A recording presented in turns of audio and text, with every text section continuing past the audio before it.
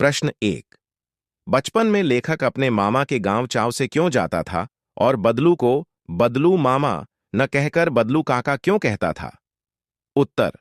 बचपन में लेखक अपने मामा के गांव बहुत चाव से जाया करता था क्योंकि उसे वहां रहने वाला बदलू मनिहार रंग बिरंगी लाख की गोलियां दिया करता था जो उसे बहुत ही प्रिय थीं। वह बदलू मामा कहने के बजाय बदलू काका इसलिए कहता था क्योंकि उसके मामा के गांव के बच्चे बदलू को बदलू काका कहते थे।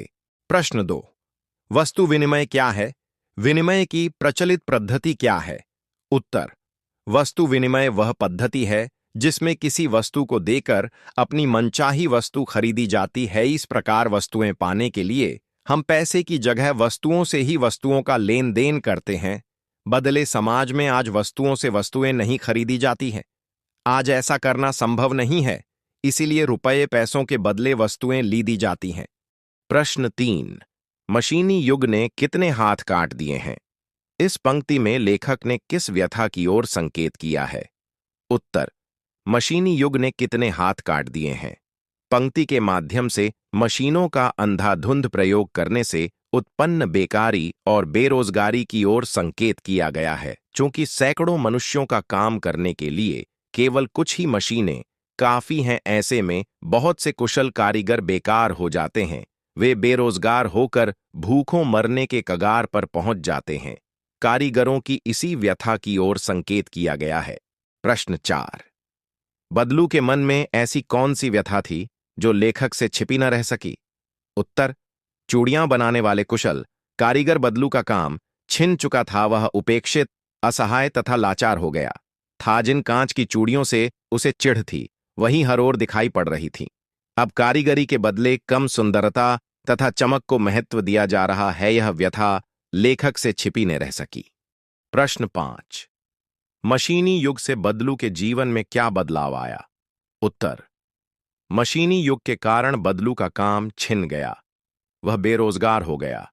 उसे गरीबी में जीवन बिताना पड़ा। उसे अपनी गाय बेचनी पड़ी। वह कमजोर तथा वृद्ध हो गया। उसके माथे पर नसें उभर आईं। वह बीमार तथा चिंतित रहने लगा। कहानी से आगे प्रश्न 1।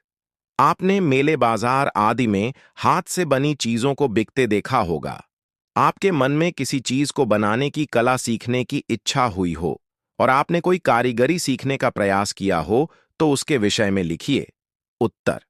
मैंने मेले बाजार में हाथ से बने रंग बिरंगे खिलौने, रंगीन तथा सफेद मोमबत्तियां, हाथ के पंखे, झूठ के बने सामान देखे हैं। ये सामान अत्यंत मनमोहक होते हैं।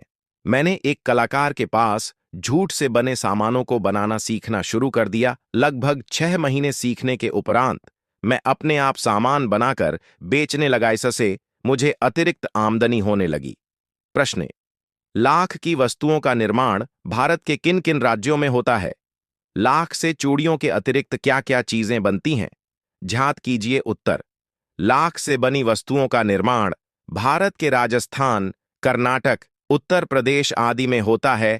लाख से सुंदर सुंदर खिलौने, घर की सजावटी वस्तुएं, आभूषण, मूर्तियां, चूड़ियां, डाकखाने में मुहर तथा पैकिंग सील बनाई जाती हैं।